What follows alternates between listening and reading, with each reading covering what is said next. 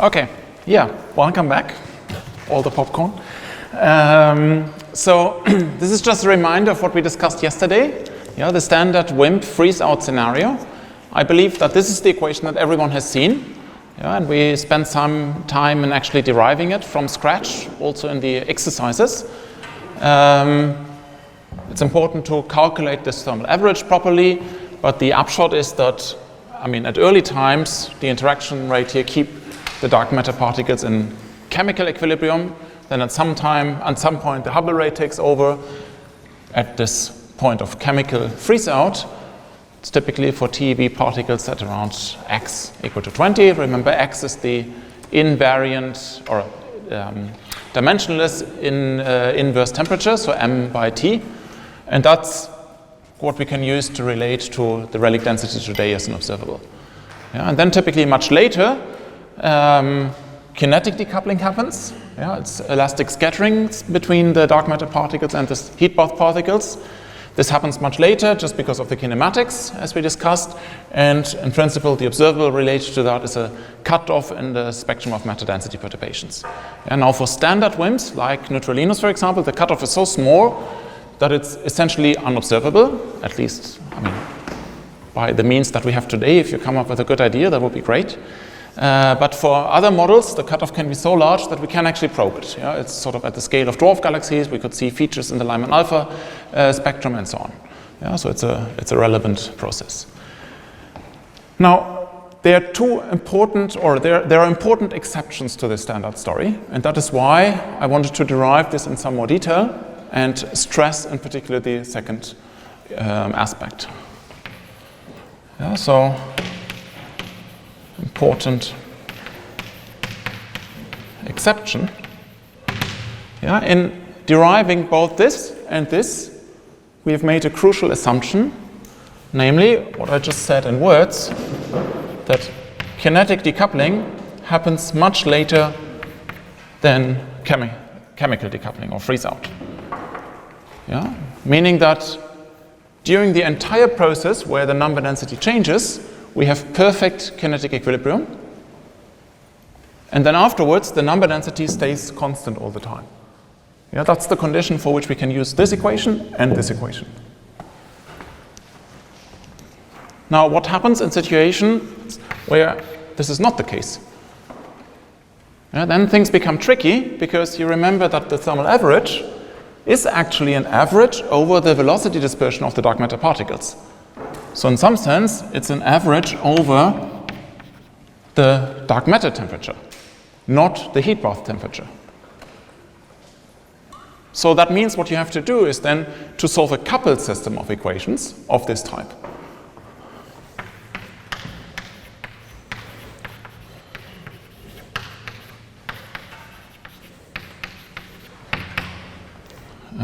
Coupled Boltzmann equations.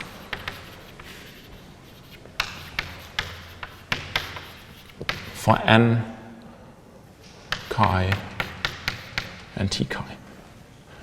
In particular, you cannot use the standard equation anymore.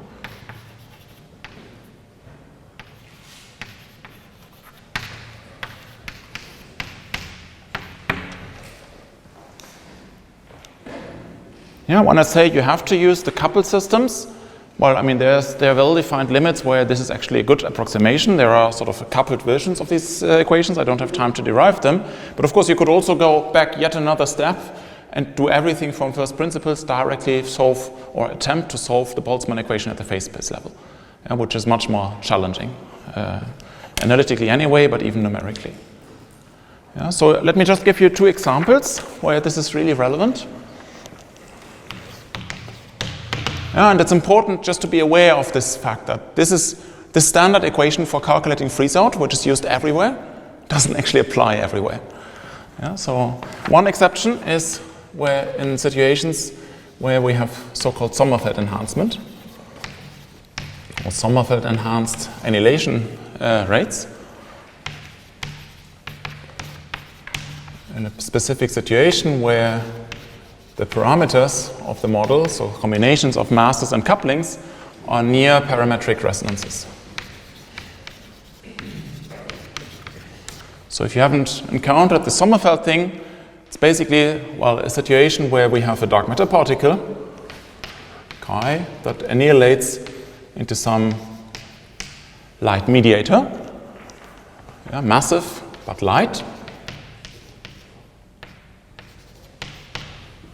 And then it turns out that, well, you have some coupling here, and due to the kinematic situation that we are in, when you add more higher order diagrams of this type, so you get a ladder diagram, and for each rung in the ladder that you add, you would naively expect that the next order is suppressed by the coupling constant squared.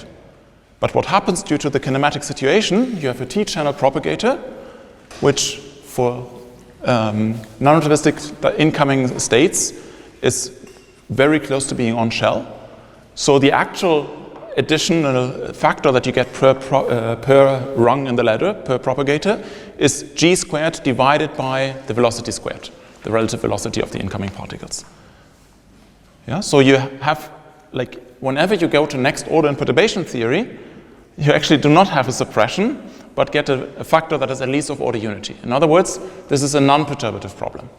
That can lead to huge enhancements in certain parameter combination regions.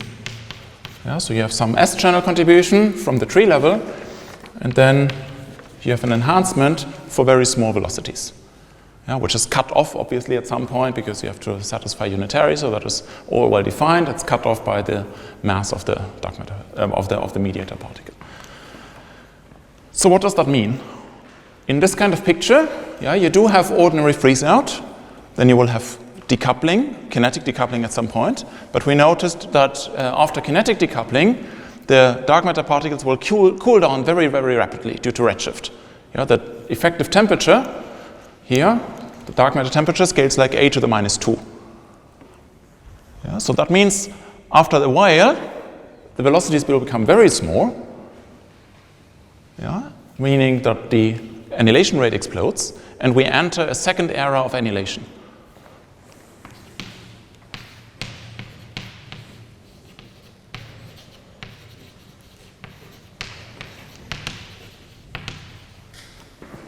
So that's an example where these scales are mixed. Typically in these scenarios, you would also consider, the scatterings, the Kippian equilibrium. So the same coupling here, and then if you have, or you need that in order to have a thermal distribution in any case, you would have some couplings to the standard model. And if this is a light particle, that gives you relatively late kinetic decoupling. So it's one of these cases where constraints from the cutoff scale can actually become relevant. That's a situation. It's not too complicated. You just have two types of particles in the dark sector, dark matter particle and a mediator, and already you cannot use this equation anymore. Another example, which is also very common, is a situation where we have narrow S-channel resonances.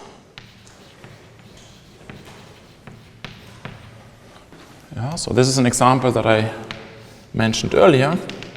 So let's say that we have a dark matter particle annihilating through an S-channel resonance. And this is a particle here which has a very narrow width. So what does that mean? Well, if we are in a kinematic situation where we are exactly on resonance during freeze out, then for a given combination of couplings here, the cross-section is huge. So that means in order to get the correct Rayleigh density anyway, we have to decrease the couplings significantly. So we need very small couplings, g chi, g psi, g chi, g psi, couplings to of the mediator to the dark matter and standard model, if we are close to the resonance.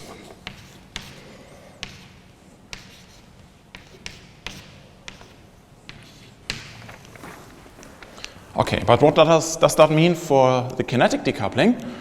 Well, for kinetic decoupling, we are interested in elastic scatterings.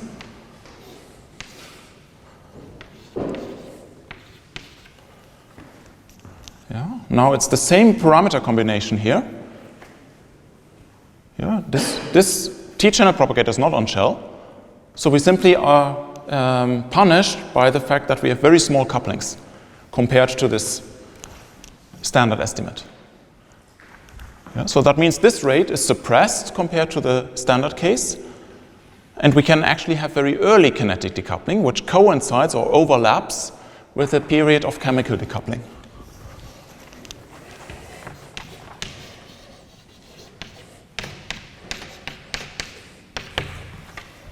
So this is another example when you have very narrow resonances, and by very narrow I mean as for the standard model Higgs boson, so not crazily narrow, then you actually cannot use this equation here. And that is a very common situation that people discuss and typically are not aware that, well, then you need to do something else. Yeah, you need to consider coupled equations or solve your system at the phase-space density level.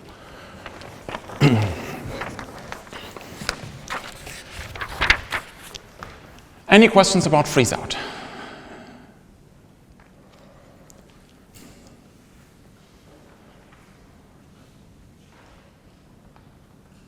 Yeah, I will put those notes online as all the other notes with some references as well.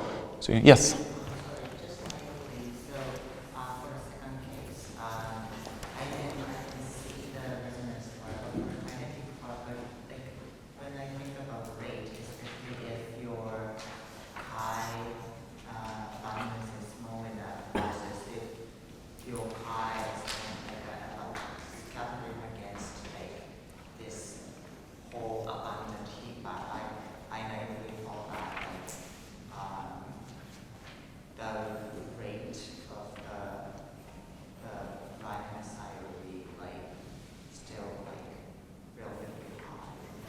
Yeah, well, no, okay. So the point is that, let's say that we are not very close to resonance. Yeah? Then you will need some, so in order to get the observed relic abundance, yeah, you need T chi times G psi, maybe something like 10 to the minus 3 or so for WIMPs. Yeah? And this is the number that you would use here as well in order to arrive at the typical conclusion that kinetic decoupling happens much later. Yeah? Okay. Now, close to resonance, we don't need that, but maybe something like that, if we have a very narrow resonance. Yeah? But of course, this still gives us the correct relic density, meaning that it doesn't change the cross-section here, but this cross-section will be hugely suppressed. And that is why kinetic decoupling happens earlier compared to the standard case. And numerically, you find that when you have narrow resonances that are as narrow as the Higgs width or more narrow, then this becomes irrelevant. Yeah. And well, you can also do it numerically, like for a simple model. I mean, there's this scalar singlet model. It's the most economic dark matter model that you could possibly have. Just add to the standard model just a real scalar singlet. Yeah, then the only coupling to the standard model is via the Higgs portal. You have exactly these kind of processes. You can do it correctly. You can do it this way. For points close to the resonance, there's a factor, almost an order of magnitude difference in the prediction for the relic density. And that, of course, you should compare to the percent precision with which we measure this quantity. So it's actually an important effect. Okay.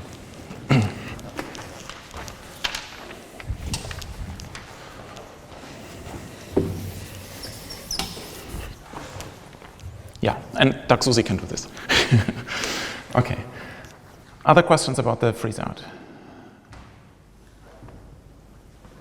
Okay, so then we can move on and discuss the freeze-in mechanism.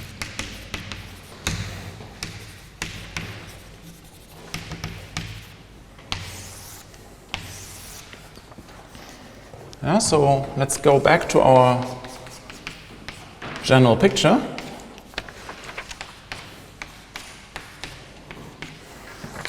Yeah, and then we discussed freeze out,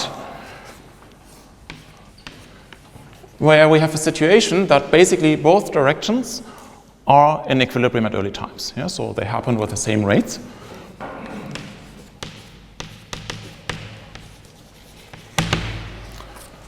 So that means that we have initial equilibrium with the heat bath. And that is nothing else but saying that the right-hand side of the Boltzmann equation must dominate at some point, at early times.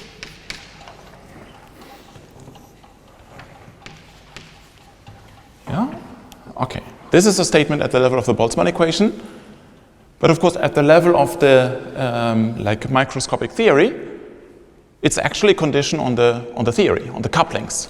Yeah? For this to happen, you have to require in a given theory that your couplings are not zero. Yeah? Also, if they are very, very small, this will never happen. Yeah? So it means that whatever couplings you have in your theory, they need to be larger than some minimal coupling. Okay, so what is freeze-in now? Freeze-in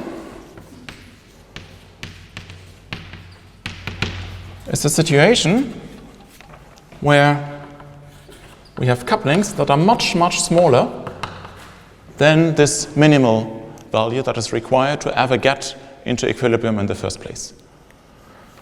Yeah, so just as these are called WIMPs, weakly interacting massive particles, these are called FIMPs, feebly interacting massive particles. Yeah, so that means that this part here is never relevant because dark matter never equilibrizes. Yeah, so we constantly produce dark matter from the heat bath at a very small rate, but then for integrated over a long time. But we never reach equilibrium number densities.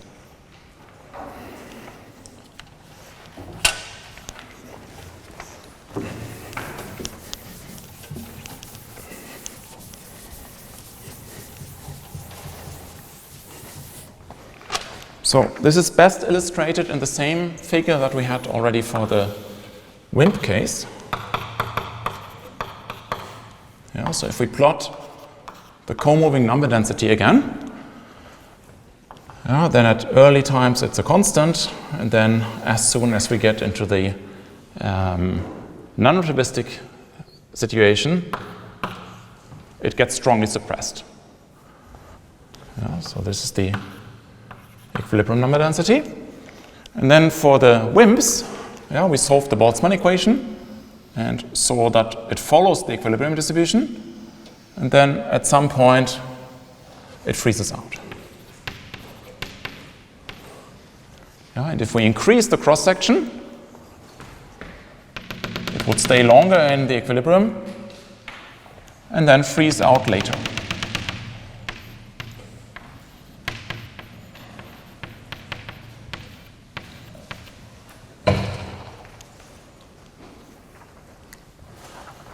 So what happens for FIMPs instead? Well, we are not in the equilibrium state initially.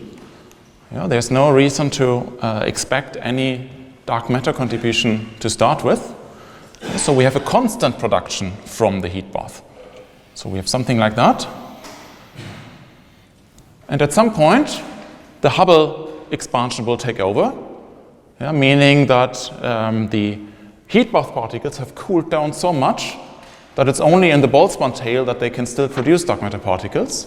So also here this will flatten out.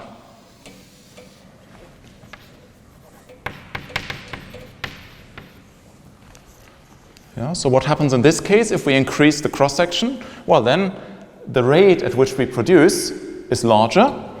Yeah, so it's a slightly larger slope, but it still levels out.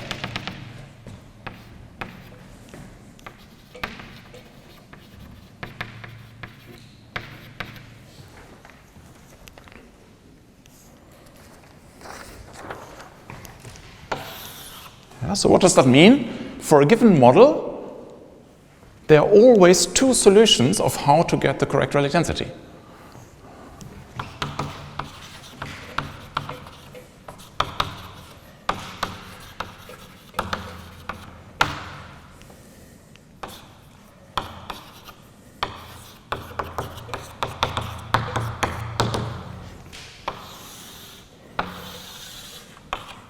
So if we plot the relic density as a function of the interaction rate, and say this is the target value, the one that we observe, then at very small cross sections, the cross section, the yield will increase linear with the cross section.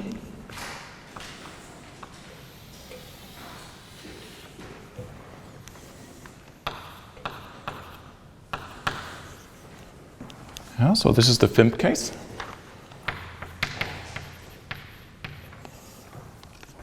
And at large values, it's inversely proportional.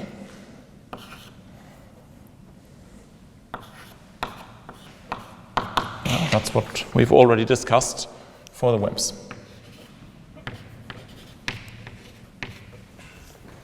And then, of course, there's some transition regime like this. So you equilibrize at some point, but if you would just plot it like that, there's a large parameter space where you simply overproduce dark matter.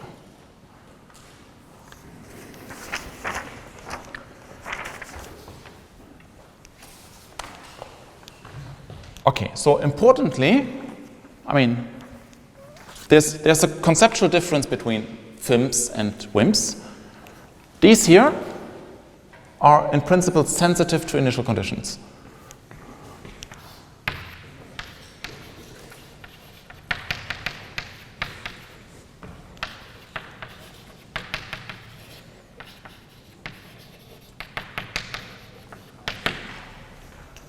So this makes the WIMP paradigm somewhat preferred, if you wish, if you have theoretical prejudices, because you can say that, okay, whatever happens in the early universe, I stressed that the standard Boltzmann equation has a strong attractor.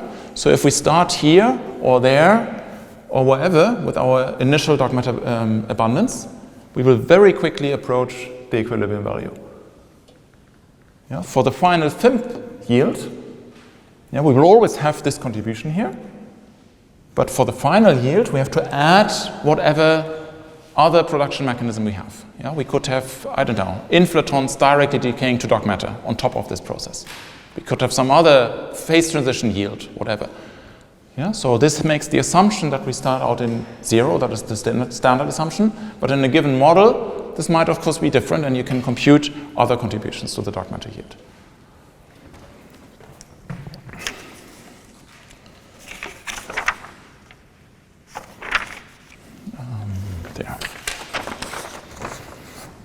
Okay, so how do we describe Friese-Ende?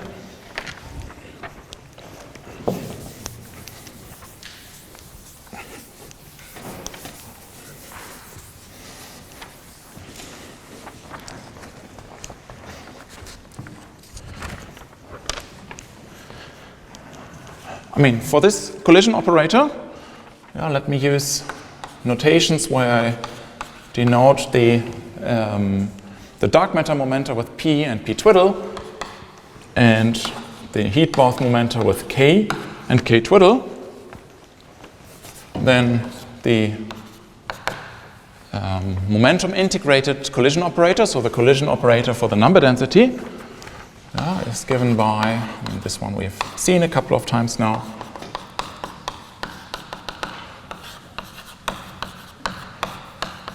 So we have to integrate over all the phase spaces for all 4 involved particles. I denote with omega the energy of the heat bath particles.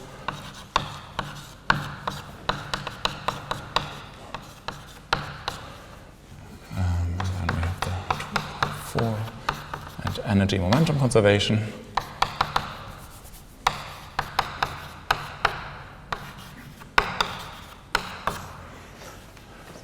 Okay, and then let's assume that we have CP invariance, so the matrix element is the same in both directions. Yeah, so let me first write really both contributions, though of course we want to argue that one is not relevant. Then we have the production part, so the yellow direction. So this depends on the phase-space densities of the two heat bath particles. And I don't have to worry about the final state quantum corrections because dark matter is always underabundant. Yeah, we don't have high occupation numbers in the dark matter states. And then there's the other part, that is dark matter annihilation.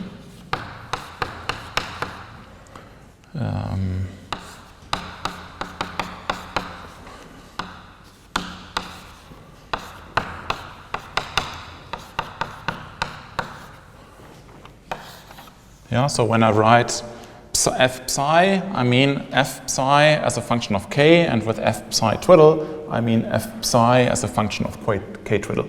Of course, it's the same distribution because we're talking about the same particles. Okay, so for notational ease, let me just call this f psi bar here. Yeah, so why do I insist on writing these things here? Well, because from this picture here, we start producing particles already at very early times. You know, in the exercises, you saw that for freeze-out, well, we are only interested in this region where we have already a strong suppression in the number densities. And then energy conservation means that we are in the Boltzmann tail even of the standard model particles, of the heat bath particles. Yeah, so that means that quantum corrections are never relevant because the Fs are very small. At early times, that is not necessarily the case, so we should be careful to actually keep them. Okay, but we can still use the fact that our dark matter occupations are very small. So that means that the F bar is consistently 1. This one isn't 1. And we also really only want to consider this part.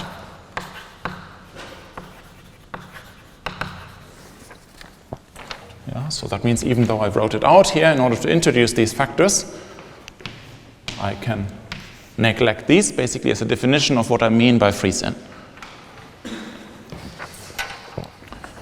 Okay, now there's a complication. I stressed that for these ones here, yeah, we are at earlier times, at higher temperatures, so we can't use Maxwell-Boltzmann distributions. So then you would say that, well, I don't care. I still know these are heat bath particles. So I have to use Fermi-Dirac or Bose-Einstein distributions. So yes, it's correct. I can use this. And we don't have chemical potentials because this is the heat bath and the standard model at least. So you would say, okay, good. So I can solve this integral. But if you think about this, this is not a Lorentz invariant expression. Yeah? So this expression here can only be true in one frame, namely in the cosmic rest frame. Yeah? But of course, here we integrate over all possible momenta, and you want to express typically, for example, your matrix element in the center of mass frame or so, where these functions take a completely different form.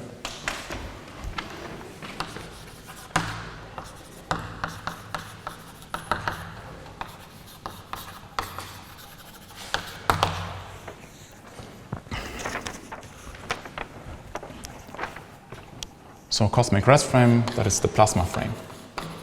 So this is a complication that did not appear in the WIMP case, because then you have two factors like that, which you could relate via energy conservation to the corresponding Boltzmann, Maxwell-Boltzmann distribution factors of the WIMPs. Yeah, so that means in the derivation, which is also one of the reasons I let you do that in detail, all the frames are equivalent. Here they are not. But you can treat this by realizing that there's a nice math identity for distribution functions. And that looks as follows. So now I write this out, the energy dependence. So this factor here, so this I should probably write as omega because that's how I denote the energy. Yeah, the factor that I have here. Well, I can add a factor of unity, which typically helps.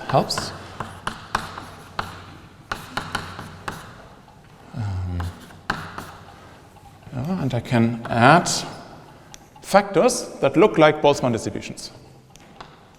Let me see where, yes.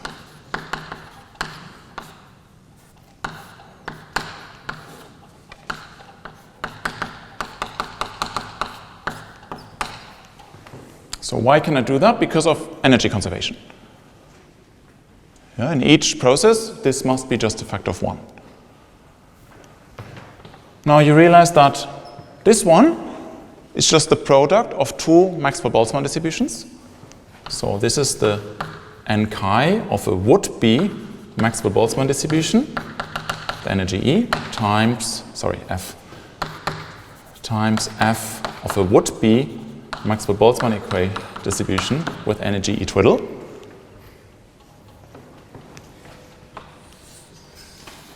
And this one, yeah, you can nicely show that this is actually just the product of 2 F bars.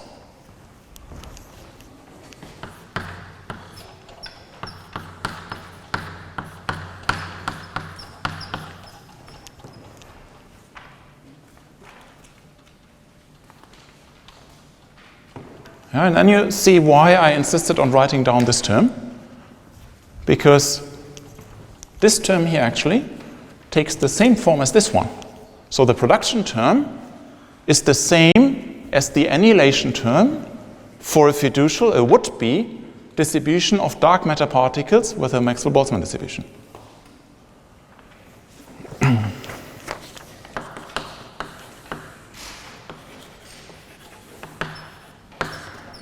So production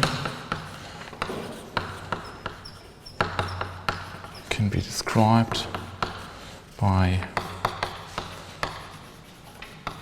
the annihilation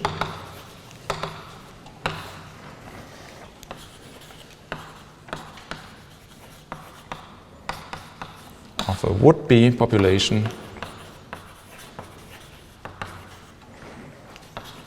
of chi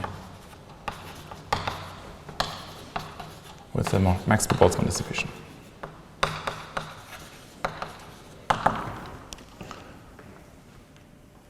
Yeah, so of course you did the same for the WIMP case. Yeah, just the difference is that in the WIMP case, the dark matter particles actually have a Maxwell-Boltzmann distribution. Yeah, and we didn't have to care about these quantum factors. Here it turns out that we can fully take them into account by describing this in terms of a would-be distribution.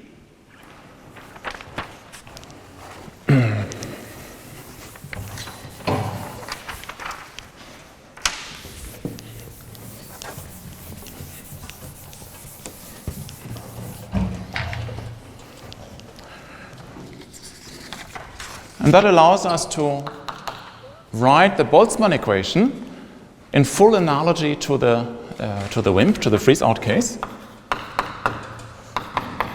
The Liouville operator is anyway the same.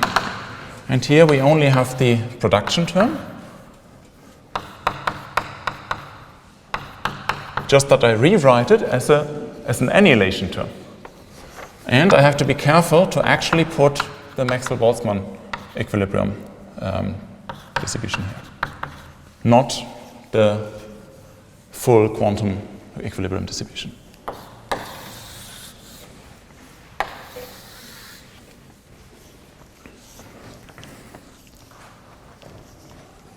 And the big advantage of this way of formulating it is that you have this formal analogy to the WIMP case.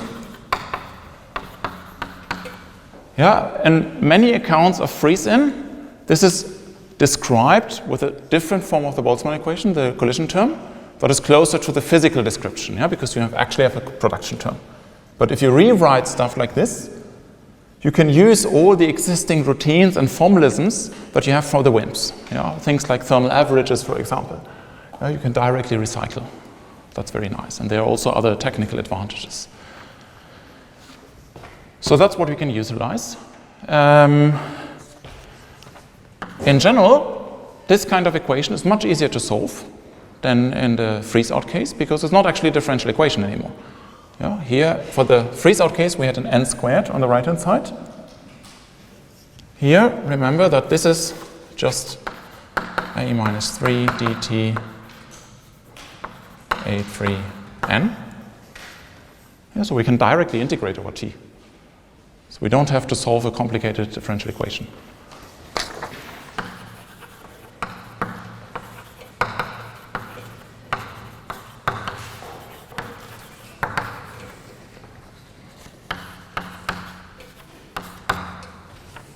Over T, you can of course rewrite this in terms of an integration over the heat bath temperature.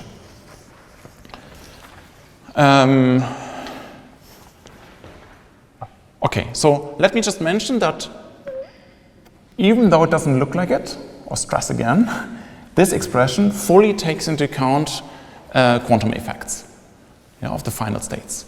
And that is taken into account by having a cross-section here, which you define in the same way as in vacuum, but from the standard definition that you can look up in Pascal-Schroeder or whatever, yeah, you simply multiply that with the final state suppressions, F bar. Yeah, so that's what is entering here. Then you do the thermal average. Yeah, so that means here we have a sigma V, which, well, in vacuum, it would just be a function of the center of mass energy. Here, it turns out that you can also do the phase space integrals, but one less than in the WIMP case. There's a remaining integral that you have to do explicitly, and that is the Lorentz boost between the cosmic frame and the center of mass frame.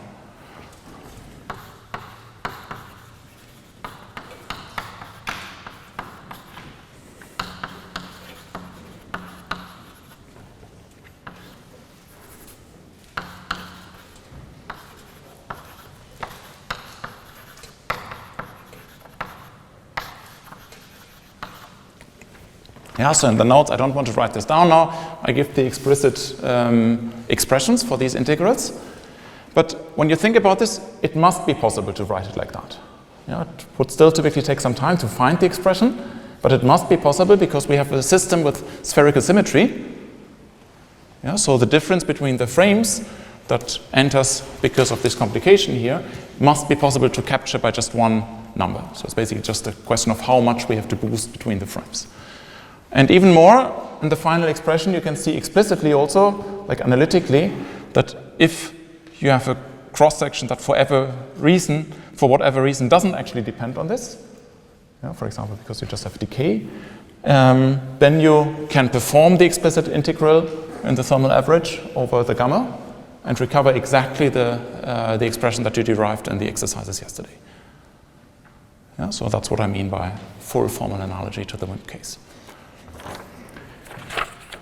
Okay, so much for the formal description. Now let us try to understand the phenomenology.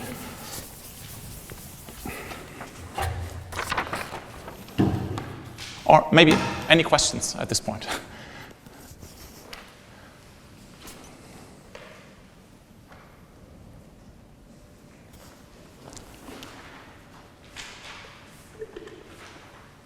Okay, let me just do this and then we can take a break afterwards.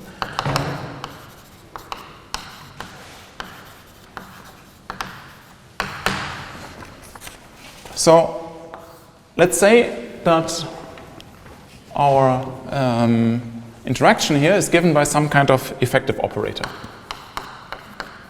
or maybe a contact interaction.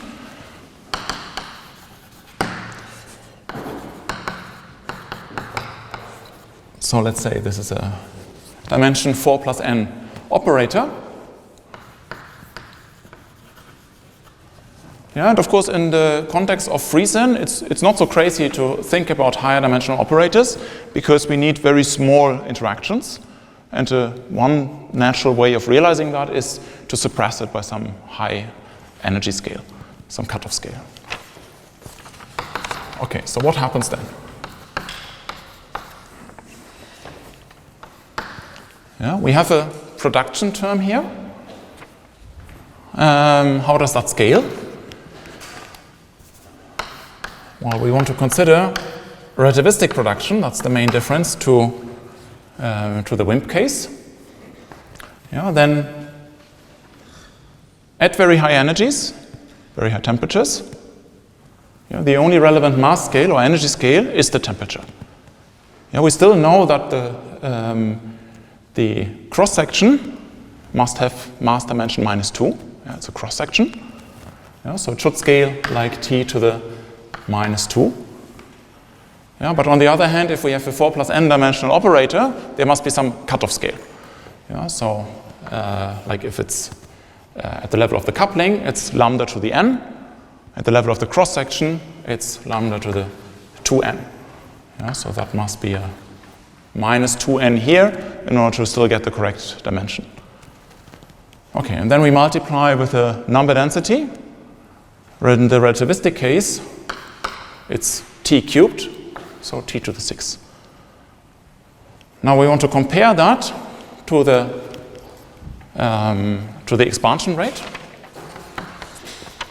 So that is an h times n. Yeah, and in the high energy or high temperature limit, well, h, we are in radiation domination, h squared is the energy density of radiation is t to the 4, so h is t squared. N, again, is t cubed. So that means that this here scales like t to the 5.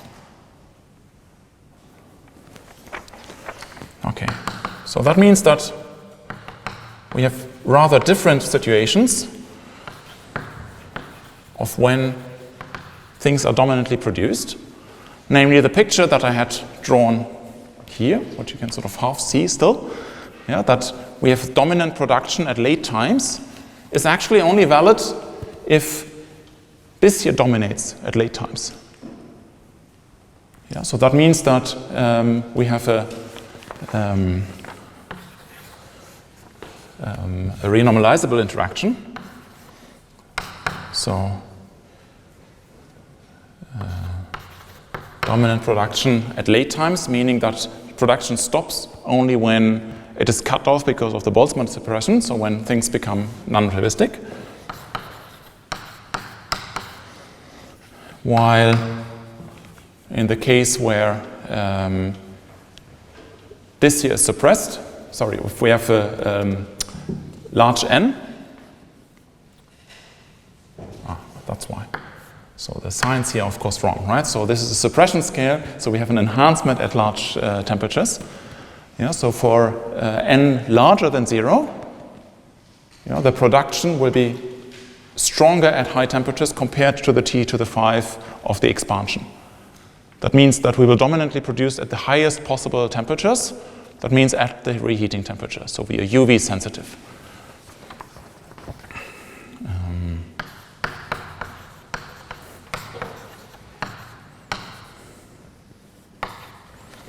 So this is referred to as infrared FreeSyn, and this as UV FreeSyn.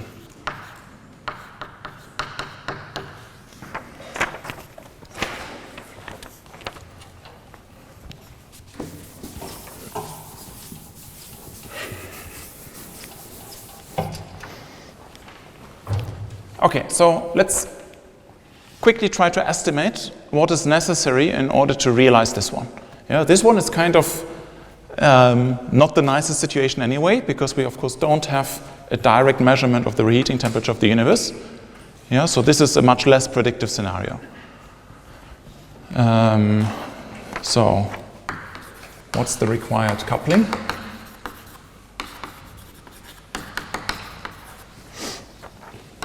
And then, well, we do the same estimate, rough estimate as for the WIMP case. So we just parameterize the cross-section as an alpha squared by m chi squared. So that means we are interested in IR free-sin. Yeah, we have a renormalizable interaction and therefore coupling. Dose suppression by some large scale. Okay, so then we go back to this observation here, that the final density that we get, we just can directly integrate.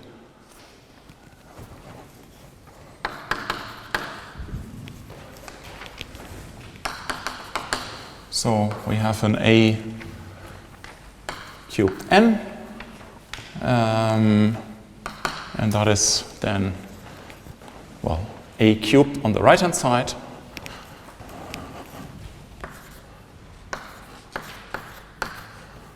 and we have an n squared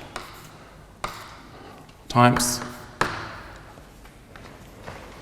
the time, when we just integrate over it.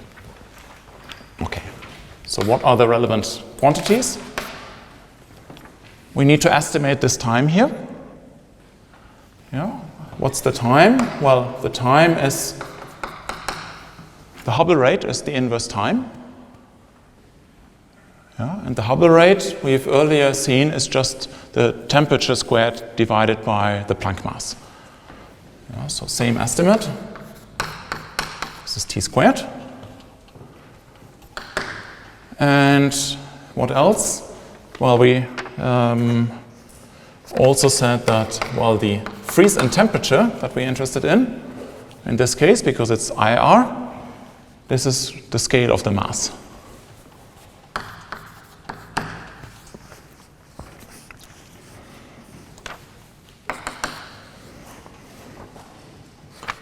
So then, I mean, we want to evaluate this at the freeze-in temperature or time. So then on the left-hand side we have this term. Here we have alpha squared by m chi squared. And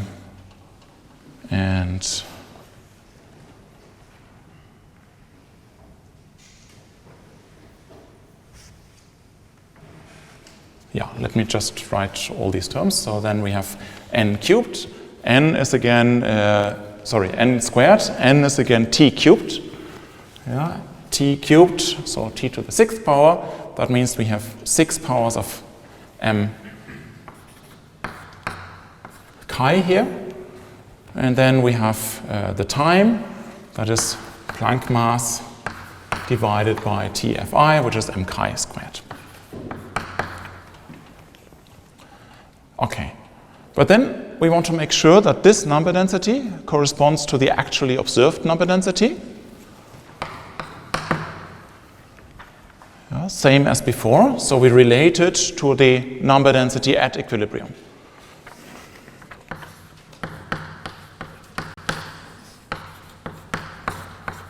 By redshifting.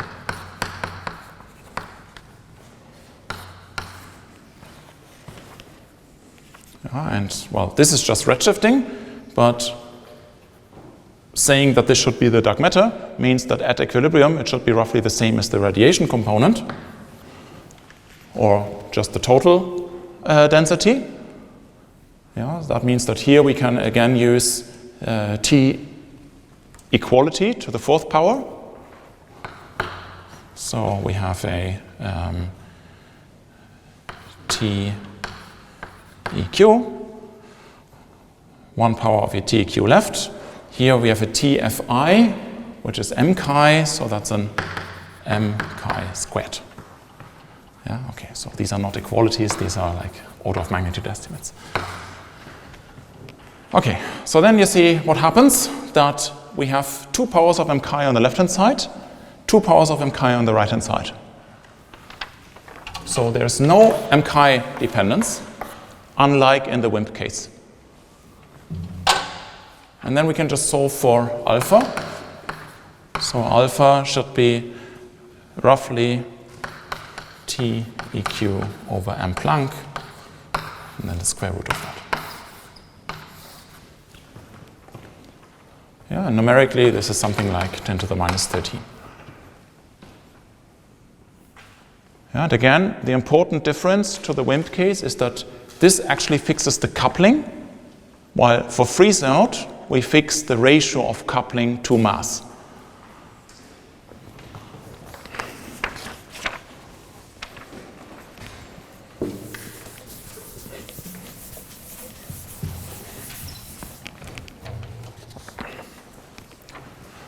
Okay, last comment before the break. Detection prospects.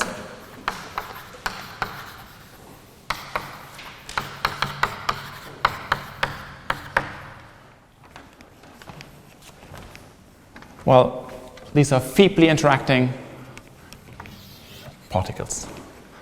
Yeah, so that means the detection prospects are just as feeble. But there are some exceptions.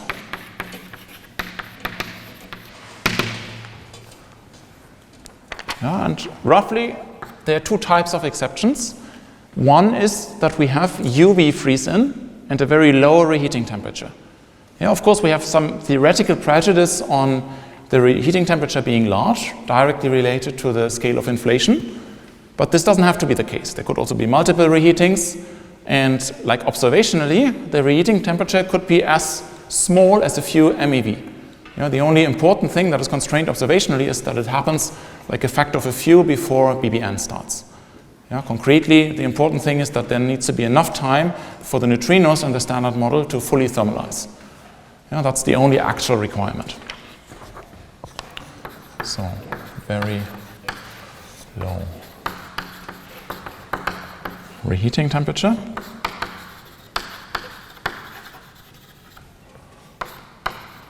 In UV case. Yeah, so why does that help? Well, if reheating happens very late at a small temperature, there's only very little time to produce constantly through freeze-in, meaning that we need a large coupling actually in order to get the required abundance. Yeah, and these couplings are testable.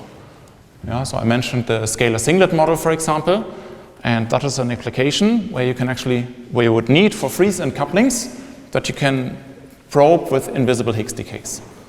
Yeah, so this is testable.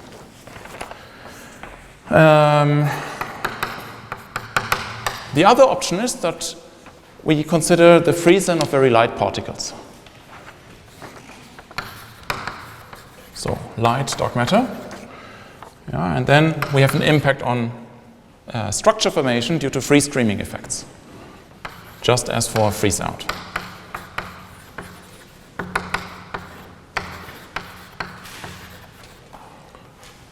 You basically produce the particles highly relativistically, and then they redshift, but they still have a residual velocity left.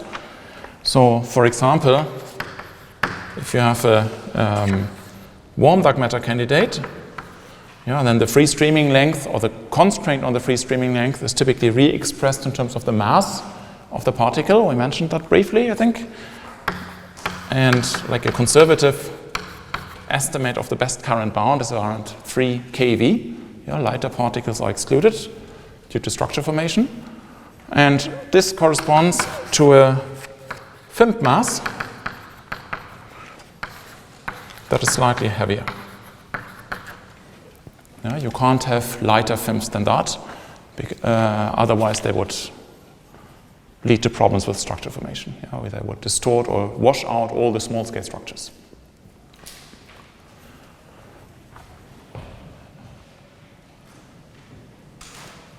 Okay, that's what I wanted to say about freeze-in. Any questions? Yeah. It's possible, like the coupling is very small. Yeah. In the models, people can you explain why the coupling is so small, or is that like an assumption?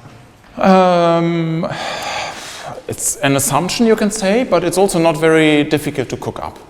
Yeah. So, for example, if you have a decoupled sector. Yeah, so you have we know that dark matter cannot be coupled directly to the standard model. Yeah, so the most reasonable thing to say is that it somehow lives in a decoupled sector. And then the question is, how does it couple to the heat bath at all?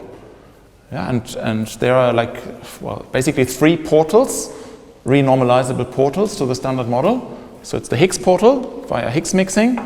It's the neutrino portal, which we will get back to. And there's kinetic mixing. Yeah, and kinetic mixing, for example, I mean, if you have like a U1 prime in the dark sector, you have a kinetic mixing term, and there's no intrinsic reason why, I mean, on the contrary, you typically expect it to be very small because there might be some connection at a very high scale, but at the relevant scales here, the effective mixing parameters between the F mu from the standard model and the F mu prime will be very small. So this is a typical realization of these kind of scenarios. Yeah. Yeah. Just sort of like your machine does very low rated temperature. Do you have like an order of magnitude? Okay, so this depends on the model. Yeah, so if we have like relatively light dark matter, say GeV, yeah, then you actually need reheating temperatures order MeV in order to see an effect. But more generally speaking, there's another effect that when you produce heavy dark matter and you have a reheating temperature that is in the same ballpark as the mass of the particle, yeah, then the story changes because you have a suppressed production right from the start. Yeah, and then you can actually have like testable couplings even for TeV and higher reheating temperatures.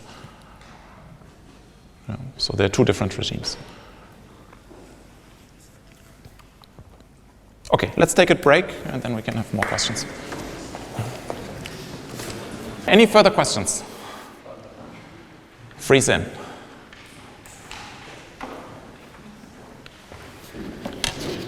If not, we continue with alternatives. Yeah, we're still talking about production from the heat bath.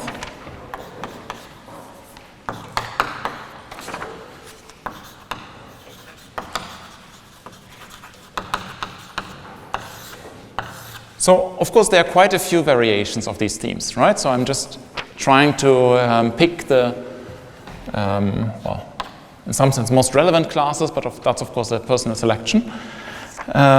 So roughly, we have two other options. So one is that we have 2-to-2 interactions, but that do not conserve a parity. Yeah, so something like that. This is an option. And the other option is that we don't have 2-to-2 interactions.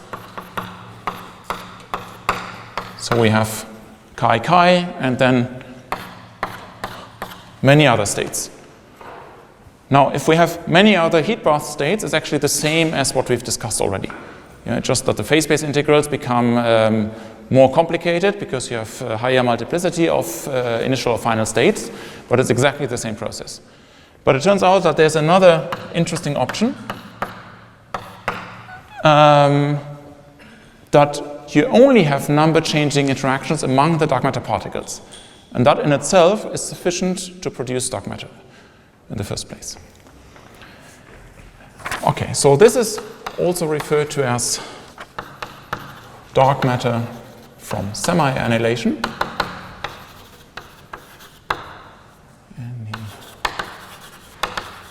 Annihilation. Yeah, if we have this going on in both directions, or if it's only in this direction, yeah, so only dark matter production from the heat bath, it's referred to as pandemic dark matter. Or dark matter from exponential growth, and you will see why I call this pandemic dark matter. This one here is referred to as SIMP dark matter, strongly interacting massive particles. Okay. So the first part, yeah, I will not cover here because it's actually rather similar to the freeze-out case, and there are many variations of this freeze-out theme anyway, which I don't have time to cover. So let's consider this option here. Yeah, so only production.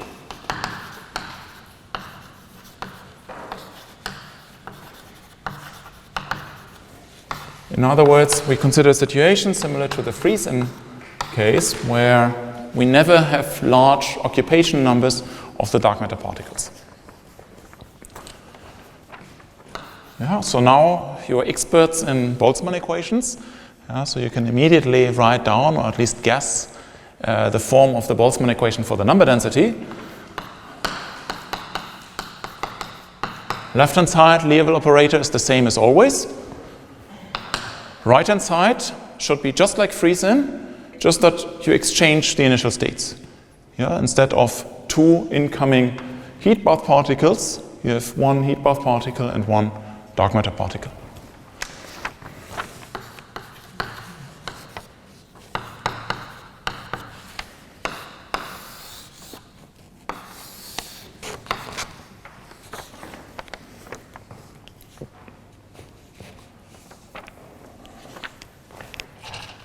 So the decisive thing is here this factor. In the typical formulation of freeze-in, that would be 2 heat bath particles, which we have just rewritten formally by Boltzmann distributions of dark matter particles. Okay, but then if you look at this equation,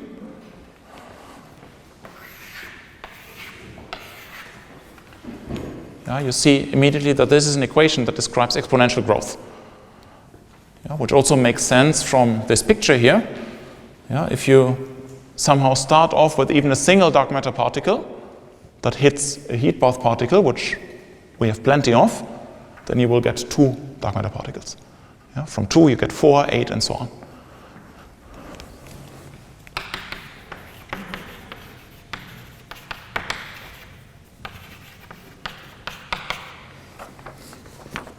So if we draw this in terms of our standard plot of the co-moving number density,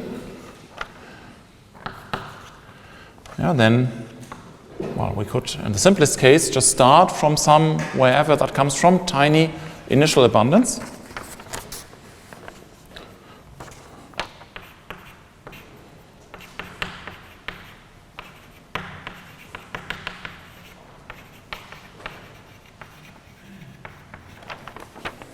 Then nothing will happen for quite some time because the Hubble rate is more important.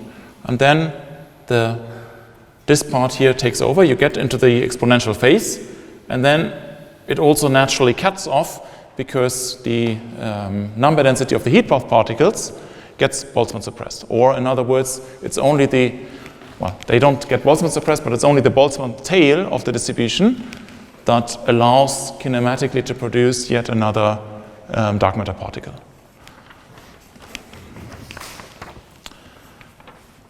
Okay, so why do I call this pandemic dark matter? Because that's exactly the equation that appears in other contexts. So it's the same equation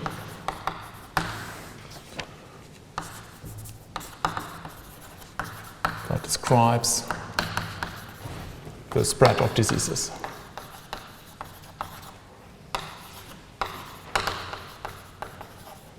And it's actually used in this way. So it's known as the SIR compartmental model.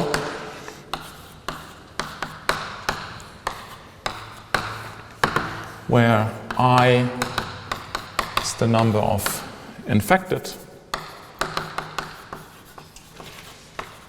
individuals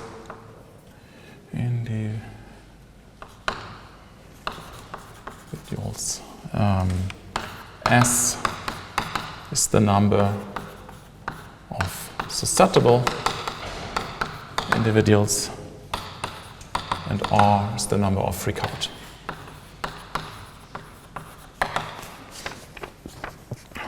And then you can do a matching and see that, well, the sigma v here is basically the infection rate, and things recover due to the expansion of the universe. And it's actually, useful, this analogy, because you can, from this equation here, you can introduce, the R factor, the R value, which you all know. So let me just write this out. So this one is the total number minus S minus I, and then we have the infection rate. And the recovery rate. Yeah, so in particular, the phase where you have exponential growth then corresponds to the part where the R value is larger than 1. Yeah, and you can use the same definition and see that, well, at early times it's smaller than 1 because of a large Hubble expansion rate. At late times it's smaller than 1 again because, as I said, it's only part of the Boltzmann distribution that contributes here. Okay, so then you can ask the question, okay, how does that compare to the other mechanisms that we have described?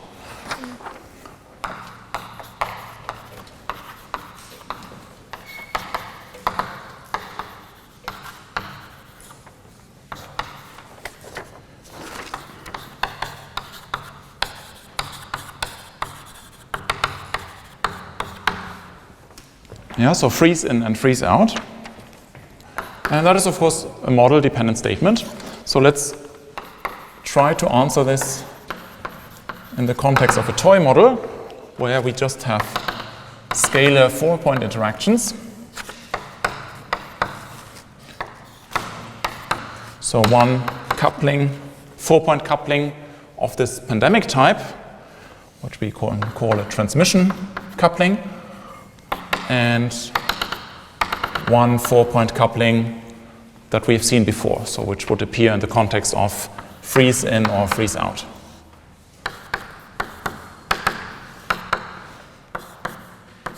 So let's call that a freeze in coupling. Yeah, so then we have a model with 2 different couplings, 2 different masses, 4 parameters.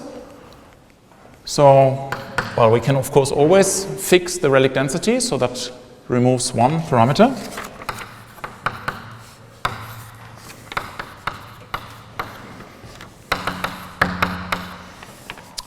.3D plots are still a bit hard on the blackboard, so I also fix the mass ratio.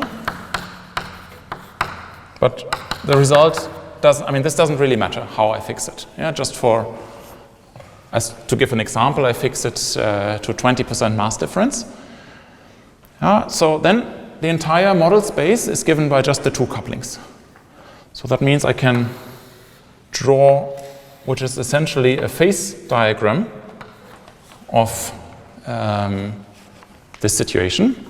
Yeah, so I can draw here on the y-axis the transmission coupling, and on the x-axis the freeze-in coupling. Yeah, so first of all, note that if we have a freeze-in contribution that is not exactly 0, it means that I don't have to postulate by hand any initial abundance. Yeah, the freeze-in contribution will actually produce some initial freeze-in abundance, dark matter abundance, and then at some point the exponential growth will take over. Okay, so let me add some scales here. So this is 10 to the minus 10. Here I have 10 to the minus 5. And, well, we fix the masses. That means that, and the mass ratio. And then we know that basically for large couplings of this type, yeah, and small couplings of this type, we should recover ordinary freeze out. Yeah, that is indeed what happens. Yeah, so if you have a given dark matter mass, then, so like say MEV mass, then we have a straight line here that corresponds to freeze out. If we go to higher masses, we get corresponding parallel lines here. So this is freeze out.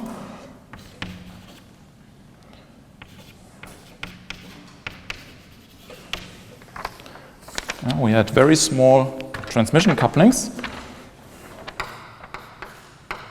It's 10 to the minus 8, 10 to the minus 5. But once we reach sufficient couplings here, then these interactions actually help to thermalize the bath. Yeah, so that means that even for smaller couplings of this type, we are still in equilibrium initially, and that goes under the name of semi-annihilation.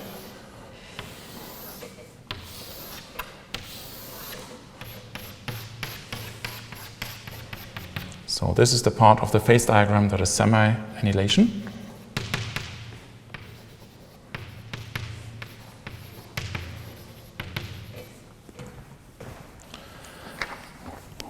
We have also seen that freeze-in, yes? Yes, yeah, two small questions. First, how do you fix the mass ratio? By hand. Yes. No, I mean, I'm just saying that I have to do something in order to be able to draw a plot like that.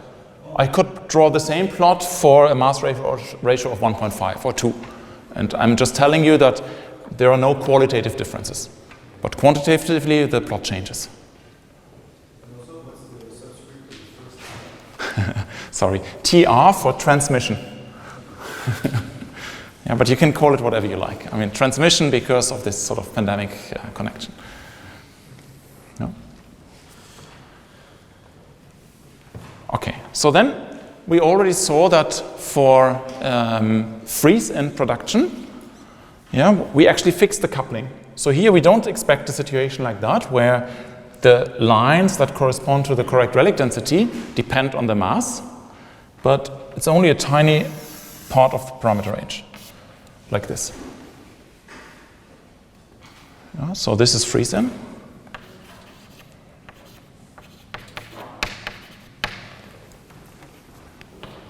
And like without this kind of process, pandemic production, all the rest of the parameter space would actually not correspond to parameter points that would give the correct relic density. So in particular, like coming from the point of view of freeze-out calculations, you know, this part here would correspond to, or would require dark matter masses below an MeV, yeah, which is excluded by BBN. Yeah, because you would add or contribute to relativistic degrees of freedom during BBN, which is not consistent with the BBN observations. And here we simply don't get the correct relic density. Okay, now adding pandemic production, we basically open up this entire parameter space here.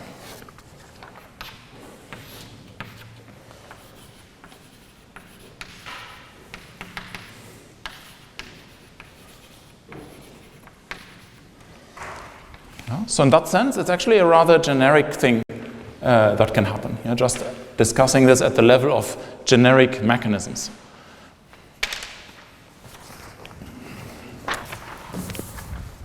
So here, I mean, both this one here and this part is excluded by BBN.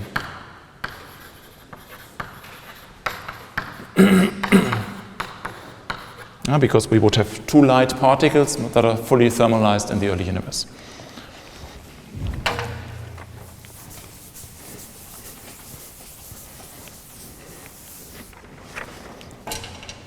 Okay, so then you can ask, okay, that's fine, but that's not a very compelling model here. Yeah, so are there any relevant models where we can realize this? Yeah, and you can see in this kind of generic phase diagram, what we really need is sort of a situation where the, what I call transmission coupling is much larger than the freeze-out or freeze-in coupling. Yeah, so the parity-violating couplings are much larger than the parity-conserving couplings. And that doesn't seem to be a very generic thing to start with.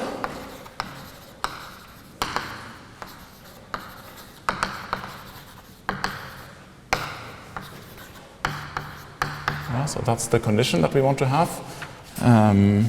Transmission much larger than sigma v freeze-in.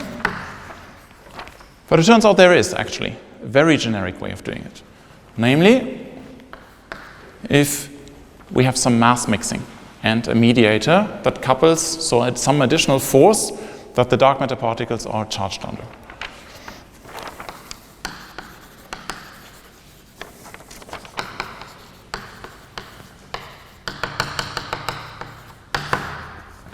So for example, Yeah, we can have a fermion, dark matter particle, that is charged under some U1 prime, yeah, some dark photon. And then we have a mass mixing between the dark matter particles and the heat bath fermions.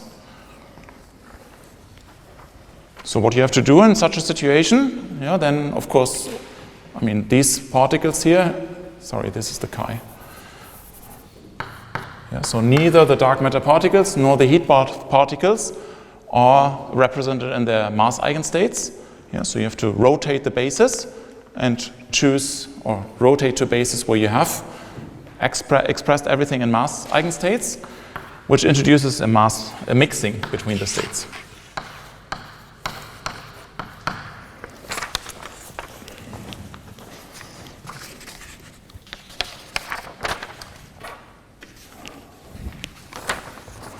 And then you generate basically, well, you still have the dominant coupling of the dark matter particle to the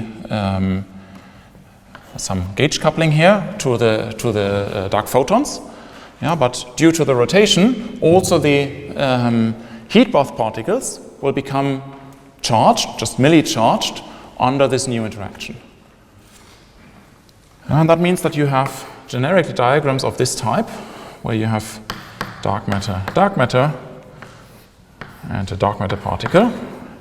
Here you could have either a dark matter particle or either a dark matter particle or a heat bath particle. And you also have couplings, I mean the same thing with a T-channel.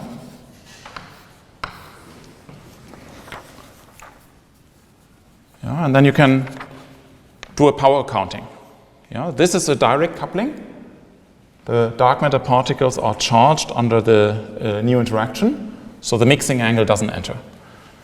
Yeah, here, if this is a dark matter particle, yeah, there's only one mixing entering, so this vertex contributes with 1 power of the mixing angle, but it contributes with 2 powers of the mixing angle if there are 2 dark matter heat bath particles in the final state.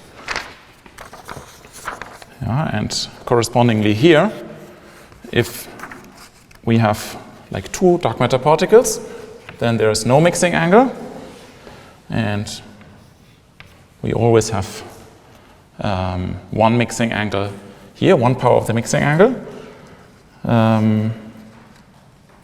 Okay, so this is in any case just a theta. But if this is a dark matter particle, heat bath particle, this is proportional to the mixing angle. Yeah. So that means that our matrix element, they scale differently. So the now I just need to make sure that I use the same convention. Yeah. So for the freeze-in production or freeze-out, so dark matter to heat bath, this always scales like mixing angle squared, while the transmission couplings always scale with 1 power of the mixing angle, generically. Yeah, so that means in such a situation, of course it doesn't have to be a vector, just mass mixing and some hidden charge, or anything else, could also be Yukawa coupling, then we will actually generically get this situation.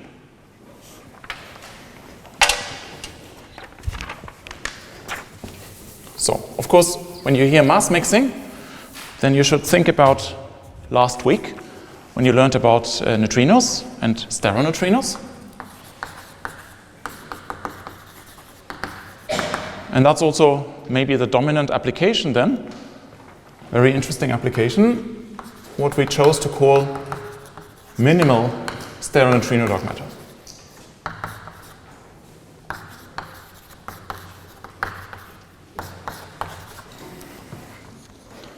Yeah, so how does that work? Well, we just have ordinary production like in the standard model. So what Joachim discussed. Joachim in the with a Donaldson-Widrow mechanism from the heat bath by oscillations. So standard model in US production via Donaldson-Widrow. But he also told you probably that this is actually excluded. Yeah. Excluded by X-ray observations. Yeah, so stereoneutrinos are not stable. Yeah, you can have a mass mixing with an active neutrino, and then they decay via standard model processes like this. You have W, the gamma ray line, and the lepton.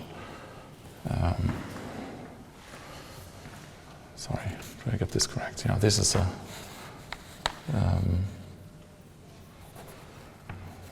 like a lepton here and a neutrino.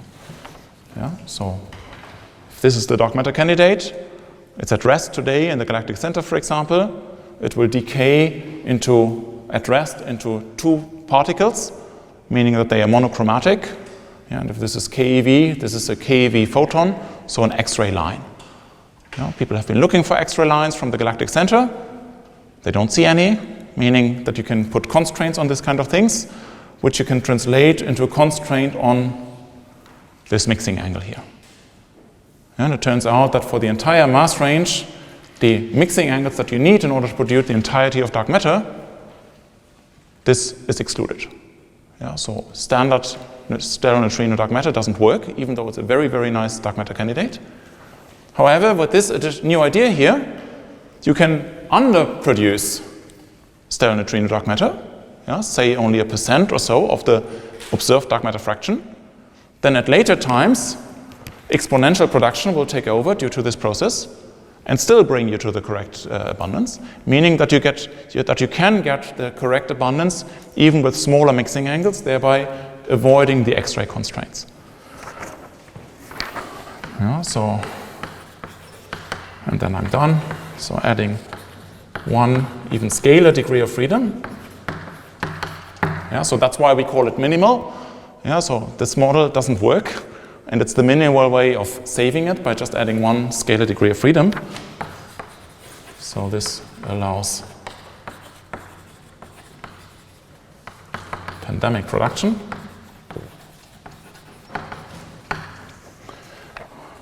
Opening new viable parameter space.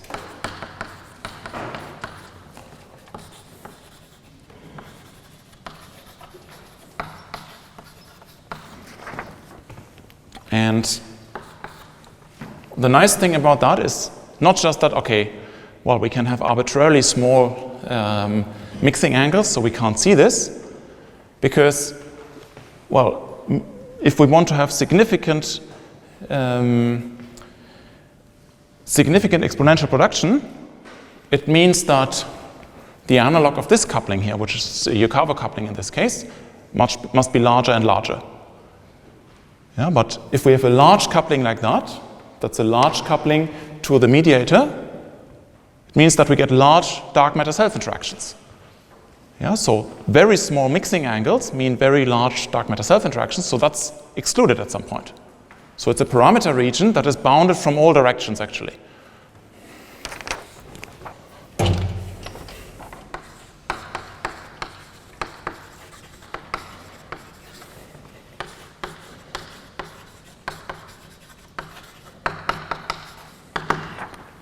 So first of all, we have the same decay as for the standard case. Yeah, we can look for X-ray lines just at smaller mixing angles, which we couldn't explain from the point of view of the Donaldson-Widrow mechanism. Then we have imprints from structure formation. Yeah. So basically, these particles cannot be too light, but these bounds are modified somewhat with respect to the standard case. And then finally, what I just mentioned are the self-interactions.